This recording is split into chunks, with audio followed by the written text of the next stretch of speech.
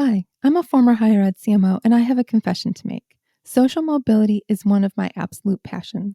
I learned so much about the barriers that stand in front of so many students and keep them from even thinking that college is an option for them.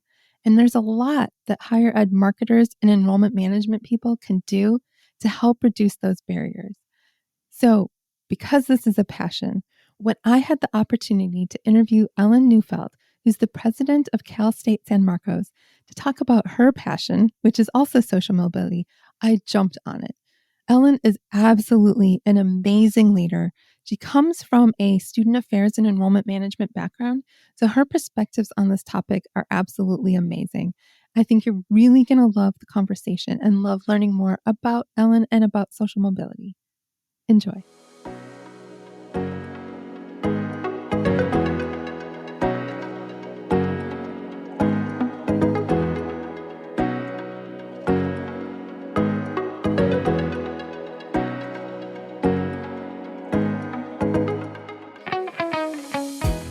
Welcome to Confessions of a Higher Ed CMO, a podcast that empowers higher ed marketers to bring innovation, creativity, and excellence to their work.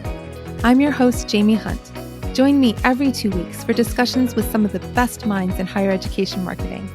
Confessions of a Higher Ed CMO is part of the Enrollify Network, a robust collection of podcasts designed to help higher educational professionals like you grow. Explore our other shows at enrollify.org or check out some of my personal favorites linked in the show notes below. Enrollify is made possible by Element 451, the leading AI-powered all-in-one student engagement platform, helping institutions create meaningful, personalized, and engaging interactions with students. Learn more at element451.com.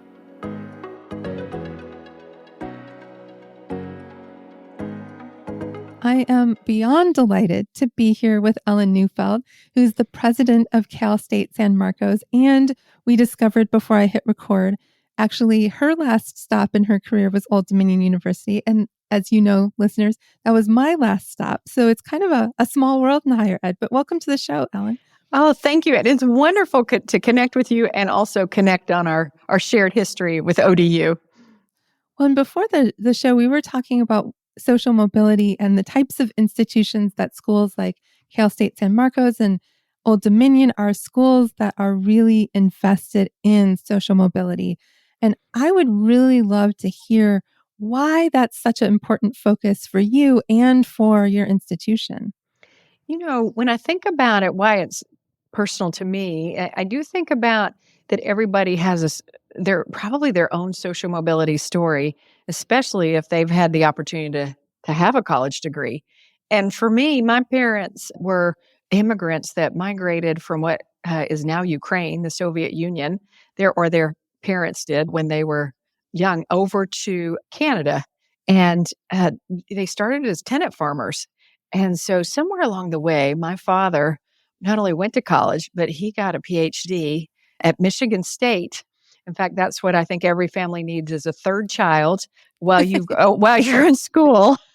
so I was the first one in my family born in the U.S. to my dad was on a temporary school student visa, and here I came. But the thing I think about with that is, in one generation later, I'm a college president, and I owe that to the opportunities that my father had, really, and then the opportunities that instilled for me. The other thing I think that really impacts is, we talked about our shared history at ODU or Cal State San Marcos. I started my higher ed career really at the University of Tennessee at Chattanooga, and I've always been at public regional schools where it was really about creating the opportunity for first generation students. 55% of our graduates this past year were first in their families. Wow. And, that I see and I know how important it is that when one student graduates, the first in their family, it changes their family trajectory, it changes their community trajectory. And, when I think about, I got to really start on a more regional and national scale with this work at ODU, as we talked about, which was one of the very first symposiums that had about 30 participants around the table that really didn't even know how we would think about defining that. And it's grown to, this past symposium had over 500 people registered.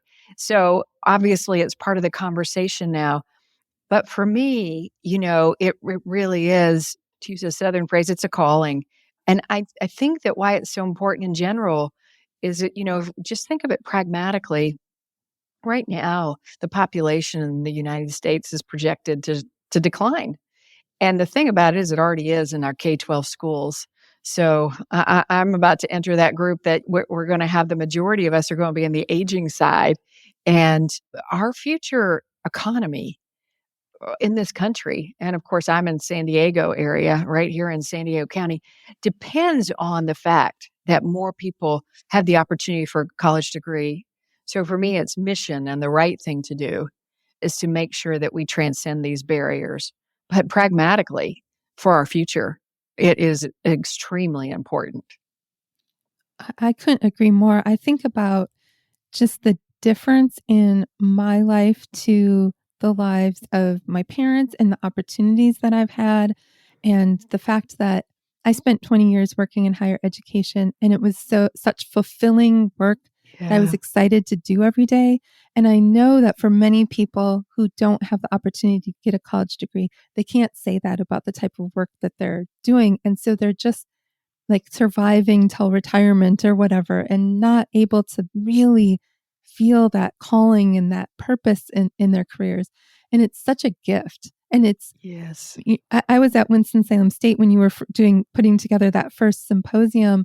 And I just think about at graduation, the hopes of an entire family and an entire Right. community were showing on the faces of the people as they were watching their students graduate. Well, as you say that, we have new student convocation, and that's fairly new to us. And we're 35 years young when about 17,000 students, and we grew quickly. Wow. And at new student convocation, and obviously many campuses have new student convocation, but this was fairly new to us. And at the end of the ceremony, we had given out, out of 9 of our students is military affiliated with Camp Pendleton and the Navy base close by. And so we had given the families or whoever came with a new student, and some new students don't have any family, come with spouses, families, parents, friends, gave them the challenge coin. At the end of the ceremony, we asked them to present it to their sons, daughters, partners, friends, whoever, and tell them their hopes and dreams for them as they presented Oh, them this challenge coin. And I worked in higher ed 30 years and been to many new student convocations. And this touched me in a way, watching those families, that is indescribable and surprising. And of course, you mentioned on the other side, the graduation when the whole family is there, the impact that that's having. I do feel so fortunate to be able to be a part of that. yeah. Aren't we lucky? I mean, We are so lucky. I would love to hear about some of the programs or initiatives that you've put into place at Cal State San Marcos that have had a big impact on social mobility there. When I think about social mobility, and I could talk endlessly about our programs, but it is not one big thing, but all the different pieces that come together. For example, we went through all of our policies with a look. We had a committee that took a look at our policies with an equity lens. Where are the barriers? Mm, Sometimes policies in higher ed are traditional policies, and we think about they were made for different students than the ones we're serving, and they're not overly including of everyone that should be a part of it. And so that was a really big step for us, just to literally have a group that is working through those policies. But then there's, our science labs. And so many times, we have these summer scholars, and so many times the people that can do that are people that can afford to do that don't have to work during the summer. So right. we started raising money around that and grants so that our students could work in the lab, get a stipend, be able to have a place to put their head on a pillow at night and eat. And so they don't have to choose between a functional job that's going to pay for college through the year and or getting this amazing experience in our labs. And so that and transfer students end up in our labs, people that so there's this idea of who used to have the opportunity and privilege to work in a lab largely because of their means. And so to break down that barrier and really have donors step up and help us do that, so it's the whole cycle there. It's our wonderful faculty that said, "Hey, we need to expand this." But then it's also our advancement friends that said, yes, we're going to help you expand that. And with the idea, we also have some really innovative degree programs, starting with dual enrollment. We have actually a whole alliance program with K-12 partners, getting the students tours on this campus as early as the third grade, making sure that we're exposing people that wouldn't easily be exposed to a university. But in the dual enrollment, we started one in the mental and behavioral health field with human development and public health, that they start in high school taking the courses, and then it's a 3-year, because they're getting those credits in high school, and they go year round for 3 years. Summers have credit bearing internships. We have a donor that gave $10 million to help us stand this program up. It embeds certificates, first of its kind programs that helps these undergrads. They're billable for insurance right as they graduate. So they're going to start at a salary around in the mid 80s as opposed Wow. into the mid 40s. So financially, it is social. I came out of the mental health field. It's not well paid sometimes. So that already is a big step forward for those bachelor's degree holders. But I had a student that was in dual enrollment at a high school, and she spoke to our board. And she said, I've now written a college paper in high school, and I know I can do it. So it gives them Oh, and then paid internships are key to that. So they have the experiential learning. That's one. We have a software engineering degree that's with a community college and a high school. It's a pilot. So it's 1 year out of high school with the community college and 2 years with us, 3 years out of high school, software engineering degree. And there are 4 jobs waiting for every wow. student that has that degree.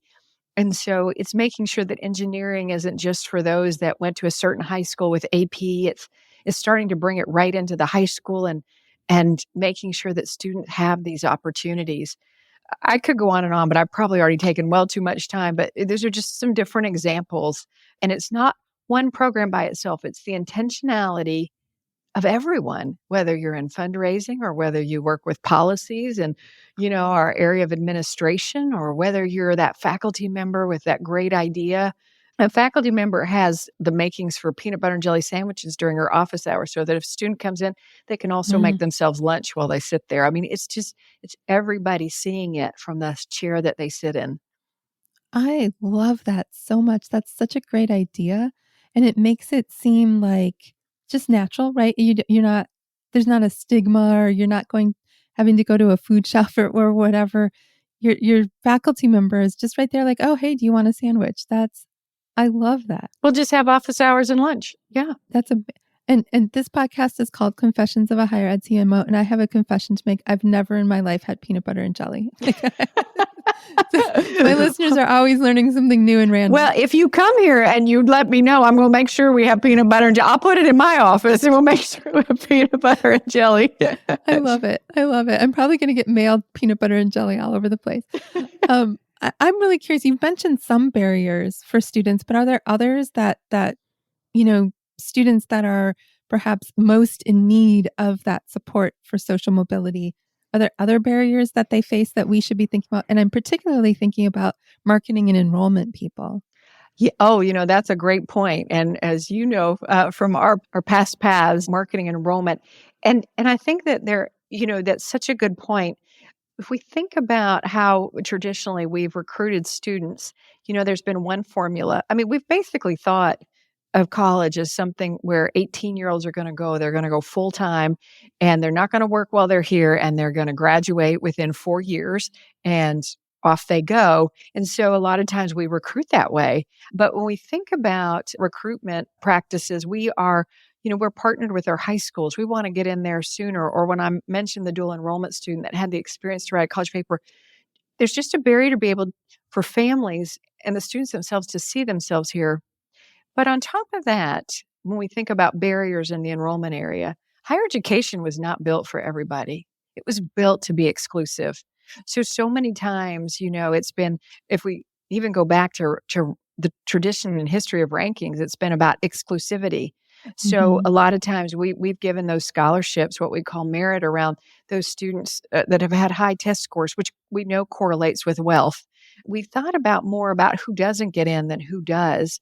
And we haven't opened up that pipeline in and of itself to celebrate the fact that we are opening up to more students as they come in. And we have had a high expectation that they're going to have everything covered before they get to us, which is not logical Mhm. as we go through. So we're leaving talent behind right out of the gate.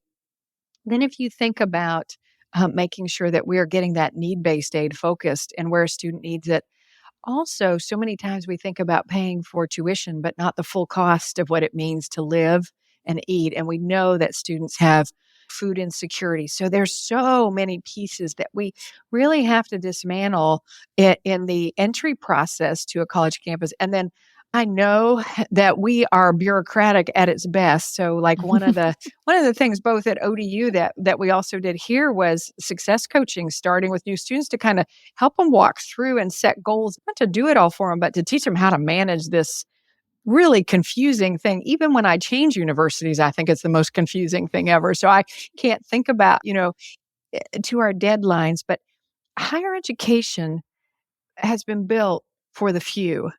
And so when you ask about enrollment's been really built to bring in a few people. And we've thought of them in a very traditional age. And we've built the whole student life cycle around that. We have to change what higher education should and must become. That is passionately my goal. And I don't say it alone like it's all me. It's our goal here at Cal State San Marcos, but I know that it's the goal of so many. I think about my time at ODU. We have to change so many processes every step of the way, and everybody's got to have a lens in that. Mhm. Everybody's got to be able to look up and lead from where they are. I get that I'm a university president, so I get to do lots of great creative things, but it really is about someone in admissions or someone in a student service area or the faculty member that sees the need in their labs that really all pushing together to change that cycle. I love that way of thinking about it, and I think about even say you're a web content editor or somebody who's looking at Yes. web content. I wrote about this in my book as an example. Even saying something like 90% of our faculty have terminal degrees, What in the world that is can that? be exclusionary because a student might read that and say, A, I don't know why that's important. But B, I don't know what a terminal degree is. And now I feel like I don't understand something important about college that I feel like maybe I should. And so I feel excluded. I feel not good enough. And that's the opposite of what we should be doing. We should be using language that's the clearest possible language in our recruitment and our marketing Yes. materials. And Oh, then that's not even to think about our not non-native English speaking students. Like uh, terminal means a bunch of different things, right? and if not for them, their families. Right. Yeah. Why am I going to send somewhere? Yeah. You raised such an important point. And if we think about who is communicating, and we've been communicating it the same way for far too long, who is communicating out there and how are they communicating that? Yeah. And what does it make the student feel? Does it make them feel welcomed and like there's a place for them there and that they'll fit in, or does it make them feel doubtful? I know I was a first generation college student. I'm going to be honest with you. I was probably working on a campus for 2 years before I even knew what a bursar was. And why would you know? Right. Or I remember on campus when the provost would get up at new student convocation and say, "Let me tell you what a provost is." Like, Right. because why would they know? And so she would talk about what that was and why that was important to know, because who would know what a provost is? Yeah. And even just things like small class sizes, that alone as a bullet point without explaining what that means, that maybe the additional access that you have to your faculty member, that you're not going to get lost in the crowd, you're going to have more opportunities. Thinking as the majority of listeners to this podcast are marketers or enrollment people, thinking about how can you make it so crystal clear to people what we're saying, and that benefits everybody. It's not dumbing You it know, down. I'm putting that in air quotes. It's making it more accessible to everybody. that's right. I think you raised something that's so important there about, how it's not this idea that because we explain something plainly means that we are making something easy or that that's not higher ed. And actually, no, that's just making sure we're explaining it in a way that everybody can understand. I mean, I remember when we used to bring on board members at ODU, that I remember a board chair saying, none of this, what the language that these people use will be intuitive. And these were, so it's not just about our incoming students and their families, it's anybody. And, that's not a sign of dumbing it down. That's a sign of making sure that we are communicating who we are to the broader audience. Why should they have to work so hard to figure it out? Absolutely. It's the same thing with accessibility, right? By putting captions on videos, that doesn't just benefit people with Oh, I know. impairments, right? If you're watching a video and your family's watching something else on the TV, if you're on a That's bus right. watching the video, if you're at work watching the video, if you're whatever, those captions benefit you. Or even if it's like the person maybe is mumbling and now you can decipher what they've said or something like that. I can't agree more. And you make me think. A lot of times I watch those videos on an airplane and I turn on the captioning because the engine noise is so noisy. It helps me make sure I'm not missing something in that Yeah. venue, and so, but you're right. It helps so many. Eh, you are doing such a great service for your listeners because we don't have enough focus in higher ed on the marketing and enrollment and what it means to reach out to broader audiences. I mean, I think about, and you know this from your time at ODU and my time at ODU and right here at Cal State San Marcos, our military community. One of the things that I had to learn was the fact that there's a whole different language Right. to our wonderful individuals that have served. And, here we are on a completely different way of talking about things and what will be meant for that. So we really have to meet people where they are. And we're meeting many intelligent people where they are. The idea that this is about who's smart and who isn't is ridiculous. Mhm.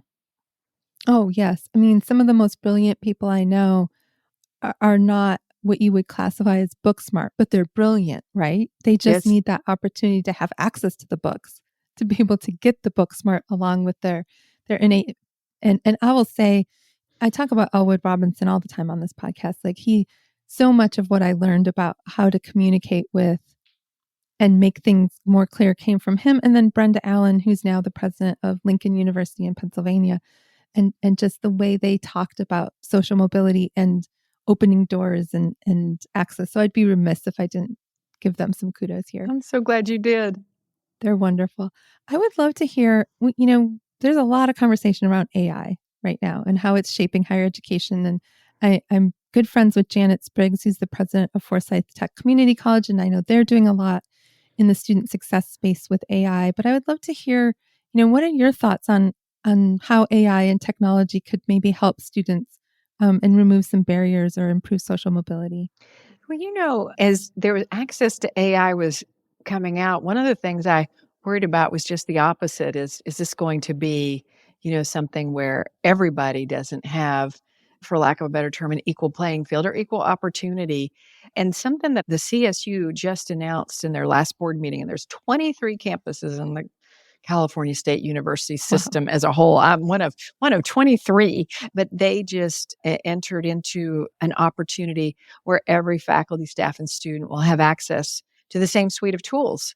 So it won't be just like presidents get opportunity or, it's what I can afford as a student, that they will have access to the tools. And that really gives, in this case, the CSU to really make sure that everybody has that opportunity. And I think that that's going to be so important in terms of broader access or how we're moving forward.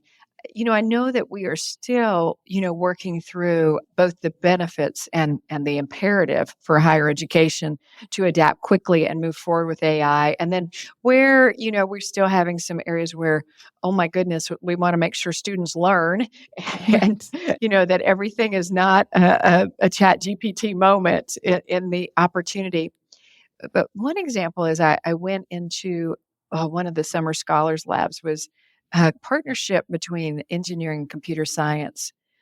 And their students who were working with AI generated wind farms to look and make sure, basically, I'm going to put this in my ignorant terms, where the glitches were. to Yeah. work through and make sure that they were running at optimum capacity. And our undergraduate students were in there, working with these tools alongside our amazing faculty. It was collaboration, between two different disciplines, which hasn't always historically happened in higher ed. And then the students were working on this, and the faculty member said, these students are having experiences in this lab that graduate students don't get to have. Wow. And then they were talking to me about their opportunities post-graduation, and they were getting amazing internships, which were turning into jobs faster than they could blink. Yeah, I think one had been hired before he even graduated on moving forward. But the opportunity for our students to be at the forefront working with something that's so consequential as energy and sustainable energy, and then to do it, to really be at the forefront of working with AI and that, that's just one example where I probably am not smart enough to take it apart and explain it all to you, just like sometimes when I go into the math labs. But, but just really seeing what our students had access to. And as you talk about leveling the playing field, these were many of them were first generation students, community college transfers, students that maybe historically wouldn't have had access to this on a college campus. That's really exciting. And I know when I've talked to Janet about this before, she thinks about what the students need in their jobs or for whatever's next. And I've talked to faculty members who really have their head in the sand on it, and some that are incredibly forward thinking. But some of the ones with their heads in the sand, I think about AI as just a cheating mechanism. Yeah. And I was developing some modules for a course I'm teaching at West Virginia University this spring on AI, and trying to figure out how to work it into the coursework in a way where they're applying critical thinking to how they use it, and Yes. they're applying what they're learning in the lesson to how they're using tools like ChatGPT. Or we went way beyond just ChatGPT with the assignment, and because they're going to need that in their job. They will. I think there's a both and some of that I think is the natural evolution of working through it. So yes, there is the concern by some faculty that, oh my gosh, I've got to, do I need to stop this because what's it going to mean for learning? But I think more so what I see is the other side of this is so important that's part of the college experience. And if I think about even it's a renaissance, I think, for philosophy and Mm. philosophy majors. Not that that's not important all on its own, but Chat GPT is a tool. Not Chat GPT. Oh my gosh, I got so simple there. AI is a tool, and we need to be thinking about how it's going to be used and how it's going to change our world, not if it's going to. And so Mhm. making sure that all the majors are connected in, but also connected into thinking about, what this really means and how it's really applied goes so far beyond what, one major or one discipline. So yes, it's to your point, it will and must be infused into what happens at a university. And I think it's so important in the sense of probably many can get up and use a tool in the day, but how do we use it to really benefit society and communities as a whole? And I think that is so key on a college campus to me, making sure that our students have that. It reminds me a little bit, and I'm going to be overly simple. So to your listeners, if I really overly simple, I apologize. But I remember we are a university that has green chemistry. I think I can't remember the exact number, but there's less than 100. And I went Wow. to the speaker that was helping, kind of launch the green chemistry. And I am not a chemist. So again, like I said, a chemist is going to write you after this and say, I got this wrong, but I'm going to do my very best. So when I think about that, what I really got out of that on a really layperson's level is we have taught chemistry one way for so long. When we implement the principles of green chemistry and we teach it in a new way, it's better for a sustainable future and world. And that's a really important thing to evolve. And I think about AI a little bit in that way is we can incorporate it. It's how we incorporate it and how we will infuse it into the future. 100%. The intentionality needs to be there, I feel like, in order This is such a monumental moment in human history, and we can't let it happen to us. We have to guide how Yes. it happens. I always have a saying I used to say, there are those, of us that life happens to, and there are those that happen to life. So I can't control that it's raining outside today, but how am I going to handle the rain, I guess to say figuratively. And I think that's true. Like with Chat GPT, it can just happen to us where we can shape its destiny and our destiny. For sure. And universities are particularly well positioned for those conversations, I think, because we have all these different disciplines sort of bouncing off each other in organic ways. That it's what better world to try to think through all the issues that surround it, from sustainability to philosophy to ethics to Yes. business to whatever. And I think that's such the core of a college degree as a whole, right? It's not about just learning one thing. It's about learning the breadth of how we're going to apply that and lead with it, all of Yeah. those pieces. That's the thing I miss most about being on a college campus, is that collision of thought and collision of disciplines and knowledge. And it's such so magical. Pivoting back to more focus on social mobility, what advice would you have for other university leaders who want to make social mobility a core part of their mission? I think one of the things that right now as social mobility is kind of growing in name recognition, I think there's still a lot of misunderstanding about what it is or how it comes to be. For example, you can measure outcomes and say, okay, how do we get to these different outcomes? Or maybe we like these outcomes and they happen to us by accident. And so I think it's really about the intentionality. I kind of go back to what I said before. It's the intentionality that has to permeate the culture of the campus. You mentioned and kind of brought me back to my roots of the enrollment, the whole student life cycle. And we have to think about that pre-K all the way through. And so it's the intentionality of how we're working with our high school partners. It's the intentionality of how we're working with our community college partners. It's the intentionality of how we raise money and what we raise it for. Mm, It's the intentionality of how we build buildings. We just were approved, which is quite miraculous in its own, for a new integrated science and engineering building. One of the things we really had to make sure we made a case for was gathering space within there for mm, student clubs and organizations around different themes and identity in majors that have not always been the most diverse or welcoming around race and gender.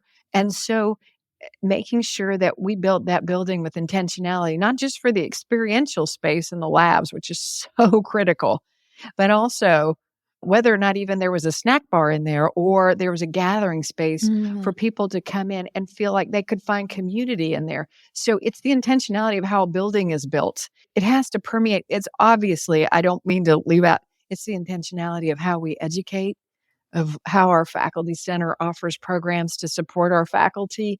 It's the intentionality of our programs and student affairs and other fundamental ways. They're obviously at the core. I didn't mean to leave it out, but just trying to say it really is about setting the stage and the culture that must permeate and encourage everyone to literally lead from where they are in this, from whatever thing that they can step back and look at it. And again, knowing that it's not only about the good and the right thing to do for humanity and the individuals involved, but bluntly for our future economy and all involved, Yeah. And our society as a whole. our society as a whole. Yeah. And so I think of it as one moment, one program, one barrier removed, one program that helps success, one class, one science lab that no longer do you have to be wealthy enough to be in it. I think of it, each one of those I've watched faculty and staff and community partners do amazing things I could never think about. But it is, for me, in a role as president, about making sure that we have that path. One more random example is we have an innovation hub, and many universities do, and many universities have bigger, grander ones than we have, I'm sure. But ours really has a focus at the nexus of social innovation and entrepreneurship. Mm. And what I've seen our students and our faculty fellows, the projects that they brought to bear, not that they haven't for our students, sometimes they've had their own business that makes money, but one put together a swimwear business that was using only sustainable materials, Oh, that's cool. basically material scraps. Another one put together a bra company that, after her grandmother had cancer, that really fit and molded to different sizes there to really help people that had walked through a journey where everything maybe wasn't the same size or balanced in that way. So these just amazing. I mean, they've worked on water quality, just amazing projects that really have that extra piece to them. I love that. And I love when you're talking about everybody can lead from where they are. And I think about even if you're, somebody who doesn't have anybody that reports to you, but you hire student workers, thinking Yes. about how to make that student worker process more equitable. And if you haven't listened to the episode, it was one of the early episodes, around episode 8 with Denise Barbosa. Listeners, check out that one because that really talks about how to think about your hiring practices for student workers. And even just requiring them to have a camera, that is a barrier. Some of Yes. the application processes have barriers and how to that intentionality that you need. That's the thing we've got to look for because, I mean, I'll say it for me. Sometimes it's just like, well, that's the way we've always done it. And Yes. I need that jolt to say, oh, and that's a barrier. The way we've always done it is a Yeah. barrier. So that's humanity that we get in a habit. And we've got to be willing to disrupt our own systems. If I could add one more, I don't know if any employers watch, but still so often in Fortune 500 companies, they're going to only a few universities and they're Mhm. leaving out amazing Mhm. talent like the talent right here at CSUSM or at Old Dominion University or I mean, regional universities they educate the majority of students. And so that exclusivity is leaving out so much talent. And we just can't afford to leave that talent behind. So yes, there's every place, but even making sure and helping ensure that our students have the best network and advocating to make sure that those employers are taking a look on my campus as well as an Ivy League campus or a flagship campus, because I would put my students up against any students anywhere. I love that, and I feel like I could talk to you all day about, let's talk about why employers should care that they're recruiting people that come from all sorts of Oh different my gosh. backgrounds, and that's probably a podcast series That for is us a to do. podcast. Well, I'll come back. Well, that is a podcast series. Yeah. I mean, I think about those engineers I saw, those student engineers in that lab and what they were learning and what they were learning together and the different lenses and identities and backgrounds for which they come to bring that to bear, the experiences they've had before they got to us. So it's just leaving out so much. And we have to break that cycle too. There's just too many habits in higher ed, from the media to employers to whatever, that look at a small segment. And Yep. that's not to take away from that segment, but we have got to start looking broader. I mean, you have to have diversity of thought, of creativity, of perspective, of lived experiences, of fill in the blank in order to have a really strong product or process or whatever, and having more different perspectives. So yeah, I totally agree with you. I just think the diversity of perspectives and backgrounds and experiences and ingenuity and creativity and what you've experienced from where you grew up and in your family compared with mine, and what I've seen at the institutions I've worked at compared with the ones you've been at, and that magic that mixes together to make a really strong team. It can't all just come from the Ivy Leagues or the flagship. No, it is. It's about talent comes from so many different places and spaces. We just have to open our eyes to it. Yeah. I love this conversation so much. I feel like I could talk about social mobility literally nonstop. Such Me a too. passion. But can you tell us where folks can find you if they're interested in connecting or learning more about you or the institution? Absolutely. So I am at Cal State San Marcos, and so the website is CSUSM.edu, and we have a social mobility pages on there. You can learn more about the symposium that just happened or just the work we're doing in social mobility. You can reach out to me at P-R-E-S, at CSUSM.edu. And so you can come see us on the website, come in through the social mobility on the website, or you can send a note right there to that email. Either way, we are always bringing more people into the conversation. We will be having more symposiums and webinars and different opportunities for people to connect in. So there will always be a new opportunity. That's really exciting. I love hearing that. And I know that the Cal State system is such a leader in social mobility. I It know that is. list is almost always, it was like WSSU and a bunch of Cal State schools. Yeah, I will say to you, you're exactly right. I would be remiss.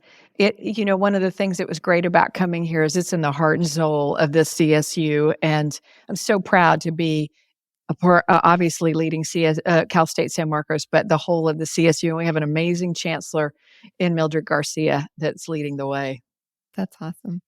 Well, listeners, as always, you can find me on LinkedIn at Jaime Hunt, JaimeHunt. You can also find me on my website, which is solvehighered.com, or you can email me at jamie@solvehighered.com. You can spell Jamie any which way. I have it set to forward any spelling of Jamie that I could think of to that email address, but it is JAIME. And I'm always happy to chat.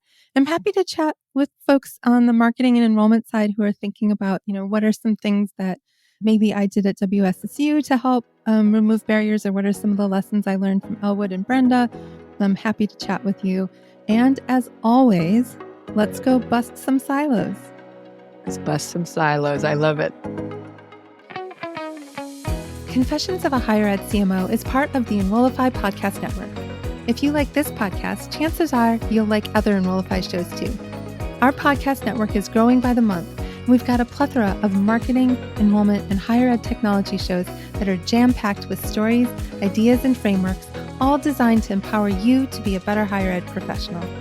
Our shows help higher ed marketers and admissions professionals find their next big idea and feature a selection of the industry best as your host.